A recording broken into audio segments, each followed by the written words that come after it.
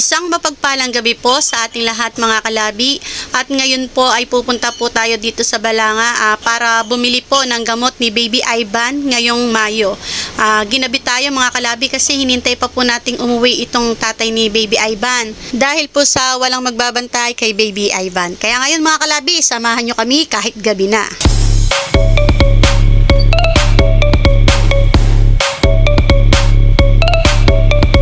At sa wakas mga kalabi ay nakarating na rin tayo dito sa Mercury Drug. At ito nga po, meron po tayong service ngayon. Itong pamangkin po ni Ate Lynn. Dahil si videographer ay hindi ako pwedeng samahan dahil walang magbabantay sa aming munting tindahan. Ayan nga, pakusot-kusot pa kunwari ang mata ni Kuya, pero ang totoo, nahihiya siya.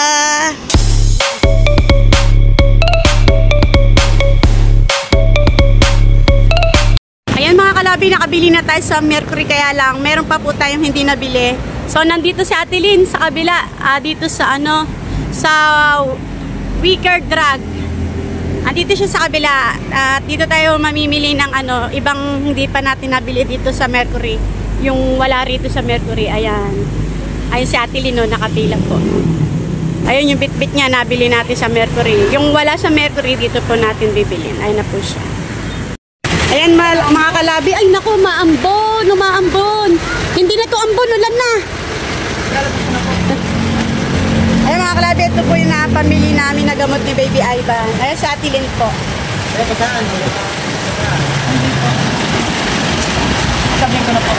Ito po yung literal sa pang-safety of Combination Insurance. Ayan, pag-sensor daw po yun. Ay, yung mga tikunin. Pwede natin yung hindi lang baka.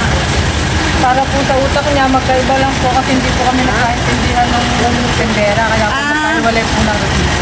Bali yung isa po may discount, tapos Yung itong isa po, wala po. itong apat, walang discount. Ito po ang meron. Kaya pala magkahiwala yung resibo natin natin. Opo. Tapos ito po, bakutin. Kaya po, tarang sa praso, nabawasan ng doktora para po sa mga muscle niya po ito. Tapos ito naman po yung sodium chloride. 10 pesos po ito para po sa pang-saksin at panghugas sa sugat ni Ivan. Ito po yung Ayun po mga kalabi. 10 pesos po lahat yan. 10 piraso. Ay, namili na rin po si Ate Lynn ng 10 piraso po. Pang isang buwan na ni Baby Ivan. Tapos ito po yung diaper. Yung Yung diaper. iba naman po, kaya po hindi namin nabili kasi meron pa naman po siya. Marami pa po siyang gamot sa gatas. Sayang naman po kung bibili pa tayo, meron pa naman po. Kaya ito lang po muna pinamili namin ni Madam.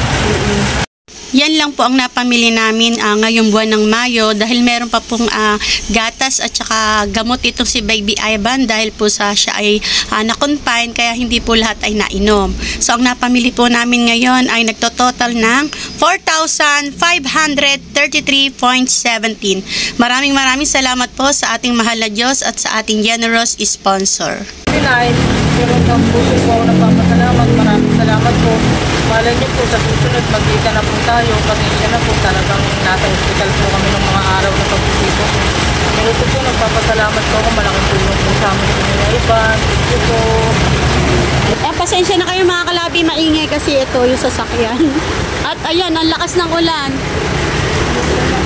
Oh, paano tayo makakawin ito? Patilain muna natin. Ayan, tumila na po ang ulan mga kalabi, kaya sinamantala na po naming umuwi. At ito nga po, masyado na pong gabi. At naggulat na lang po kaming bigla mga kalabi. Ito ang nangyari.